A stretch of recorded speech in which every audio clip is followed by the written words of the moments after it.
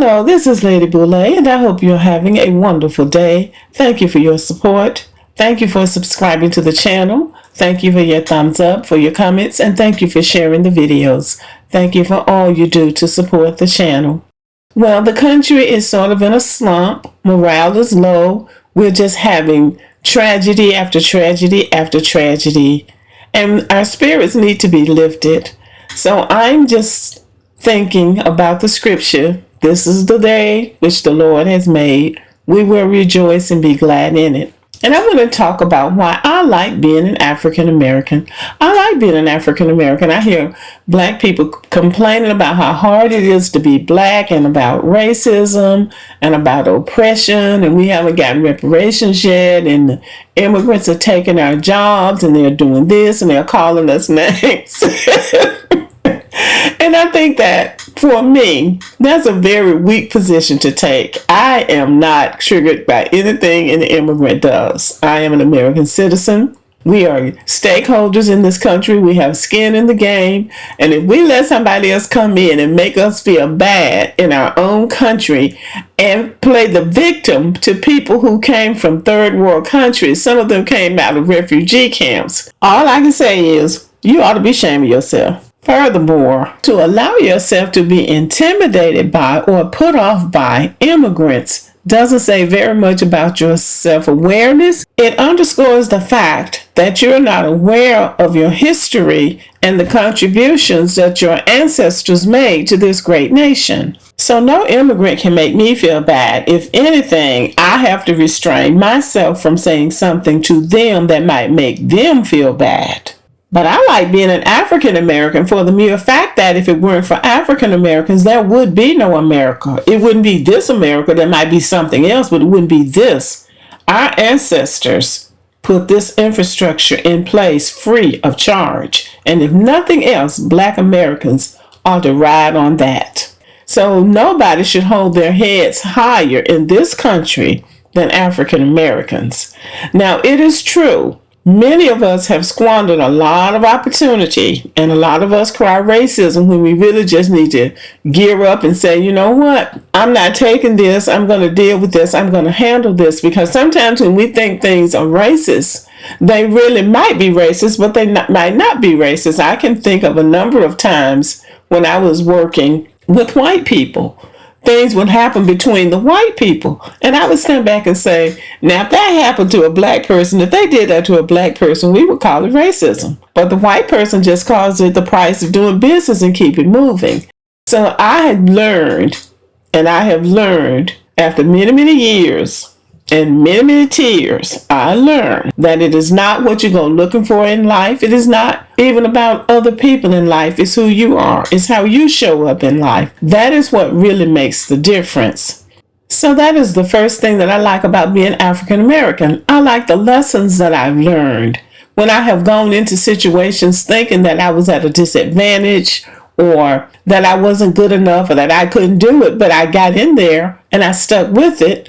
And I took on the attitude that if these people can do it, I can do it. And I'm not leaving. I'm going to do it. And then you will be surprised at how well you succeed by just not giving up and by not just crying racism every time something comes up. Sometimes it's very much racist. I do not believe that a lot of white Americans know how to deal with black people just on a regular basis because we have not been allowed to be normalized. You have to show them that you are a normal person. You are a regular person. And the more you stand and have ownership of yourself, and you're not desperate for other people's approval, the better you're going to fare. So I like that I learned that lesson early enough in my lifetime for it to do me some good. Another thing that I like about being an African American is the faith of the ancestors. I was brought up in a small southern town around old people, the old people we call them, who had gone through the second slavery. And their mannerisms were completely different than ours are. In fact, I think they were probably more African than American because they held on to a lot of their ancient sayings and things that they would say. Sometimes the languaging wouldn't be quite right because English was not their original language, and they never had a system for anybody actually teaching them how to speak English. but they were still wise people. There was wisdom in what they would be saying and in how they lived their lives. If you go back and look at some of the old churches, especially in the South, you will see that those churches were built in 1866, 1867, 1869. They came out of slavery, building churches, building communities, building families. This whole thing now about black people not having families and the fathers abandoning the families, I don't know that to be the case. I hear women on social media saying that black men always abandon their families. I don't know that to be true. In my first grade class, there were only about 30 of us. All of us lived in the house with our mamas and daddies, and most of us had grandparents living somewhere nearby. Now, granted, these people that are talking are much younger than I am, but when they say black men always abandon their families, then I have to disagree with that. All over this country, and yes, because we were segregated, we had close-knit communities. And our communities may not have been formulated as well formulated as Black Wall Street in Tulsa, but they were pretty much self-sustaining communities, and they were certainly close-knit. So I like the sense of community that we've had for so many years that we seem to be getting away from now, because we do tend to fall for what other people say is better for us, and not really thinking that other people are never going to come up with something that's better for you. But I do like the sense of community that has existed and still exists to some extent. So I'm going to give us credit for still having some sense of community. I also like the sense of survival that we have as a people. We have a sense of survival. There was always that sense that I don't care what you throw at me, I'm going to survive this. We have songs that came down from slavery that we call the spirituals that lets you know where their strength and their faith and their sense of survival came from. Above my head, I hear music in the air was a way of them rising above the situation that they were in. And that song, we are told, came from them out in the cotton field picking cotton, and it's so hot and in a very, very oppressed situation. But relief came in the form of music, and they sang the song, "Above my head I hear music in the air. There must be a God somewhere." That was reaffirming their faith and also bucking the system and saying, there's somebody bigger than you. And that is that sense of survival that they had that I think we still have. We do have it on some level. It's just that with us, there is always this effort to define us in the most negative and the most stereotypical ways.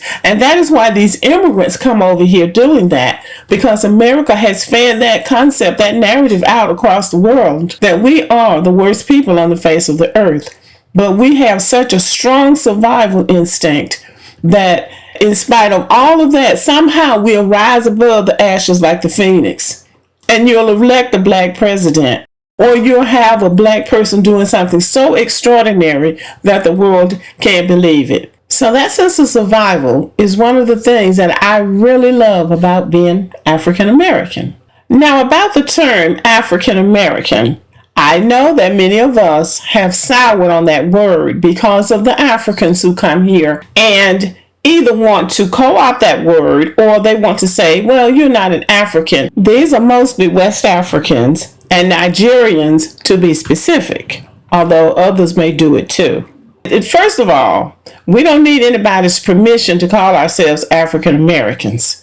We are African descended people, but we are also Americans. And that word has context. African American tells you something about that person without saying that person's family came through slavery. That's what African American means. Now, for me, I don't think we should stop using that word unless you really want to stop using it, not because of what anybody says. Because first of all, nobody was even using the word. It was up for grabs. They weren't calling themselves Africans. They were identifying with their country or their tribe. But they come over here and they see that we are the drivers of the culture. We have a whole lot more to say about things than they think, because what they think when they are coming here is that I think they think we're still enslaved. and that they're going to come here and be, I don't know what, king of the black people, maybe. They think they're going to do that. And so many African Americans, and I hear so many African Americans talking about, oh, they have so much privilege. They're honorary white people. I would never say that. I would never give them that kind of credit. And I think we should stop doing that. And if you truly believe that they have something going for them that you don't have, you should ask yourself why. There shouldn't be anything that they have access to that black Americans don't have access to. But we could ask ourselves why we have squandered so much opportunity. And then somebody else comes in and steps in where we have stepped out, and then we say they have privilege. I have never felt threatened by any immigrant because they are immigrants. Many of them came here out of refugee camps. What are you saying? What are you talking about? One thing that you can say about some of these Africans is that they are shameless self-promoters. Instead of presenting a balanced picture of something, they will exaggerate and make it seem like they're doing way better than what they're actually doing. African Americans will do the opposite. We will downplay our accomplishments and almost make it seem like things are a lot worse than what they are. So that's the difference. That's one of the differences that I've noticed between Africans and African Americans. Africans talk themselves up. African Americans would more likely talk a situation down. They are Africans, but we are African descended, and we, through our ancestors, that is the way we honor them. And that is what many of us do it, to honor them. It has nothing to do with Africans or trying to take anything from them because they don't have anything for us to take. And that's the point that I want to definitely make, because we are genetically more African than we are anything else. And if we want to honor our ancestors by saying we are African Americans, then that is exactly what we should do. And that brings me to the next thing that I like about being an African American. I like the fight that we have in us. When we get ready to put up a fight, we know how to do it. And we know how to do it in the right way. There's a reason why people don't want us to go to the polls. Because when we go and go with a purpose, we make a difference. There's a reason why people keep changing the rules around to keep us from competing. Because they know if we get in, we'll win. Let us in and we will win. I like the fight that we have. I really like the fight that's going on now. The reparations fight has been going on since slavery ended, but it quiets down for a minute, but it comes right back up. So I like the fight that we have in us. And I think that we should continue the fight in our everyday lives because we win when we fight. And I don't mean going out with a gun and doing stuff to people. I mean fighting with the standards, fighting with the Constitution, fighting with your spirituality, fighting with what you have in you for what you stand for. African Americans don't do brag reports. We don't talk about all the good things, all of the accomplishments that we have made in this country, and they are tremendous from the very beginning. But America has programmed us not to think about the good things about ourselves, but to think about the negative things. It's easier to steal stuff from people, to steal your culture, to steal your intellectual property. If you're not thinking about it, if you think you can't do it, then it's easier for somebody else to say, no, you really can't do it, so I'll just take what you've done. But we need to do brag reports because we have a wonderful culture and a wonderful history. It's painful, but it's got pain embedded in it, but it's a wonderful history. The only place that you can find a history like ours is in the Bible. So I'm going to end with this. I like being an African American. I like my skin tone. I like my hair. I like my height. I would love to be a few pounds thinner, but I'm okay with my size. We don't know what the future is going to hold. We keep hearing all of these dire warnings about all the things that are happening. But as we say in church, we don't know what the future holds, but we know who holds the future. I liken our experience to the biblical Job. God did a brag report on Job. He said he is perfect and upright, and he had confidence that Job would hold on to his faith. No matter what Satan threw at him, Job was able to keep his faith. Now, he got weak and he got discouraged, but he held on to his faith. And in the end, he was rewarded. Job was made for his journey, and I believe that we were made for ours. I believe that it is important for us to embrace who we are. We look the way we're supposed to look. We have the skin tone, the hair type, the features, everything that we're supposed to have for the journey that we are on. Before he was assassinated, God allowed Dr. Martin Luther King to look over into the promised land, and he said he saw us in it. So we are going to make it. And I hope that we've done well enough for God to give us a brag report. But what say you? Do you think we deserve a brag report? Let me know. Thank you for listening. Subscribe to the channel, give me a thumbs up, leave a comment, share the video, and as always, have a great day.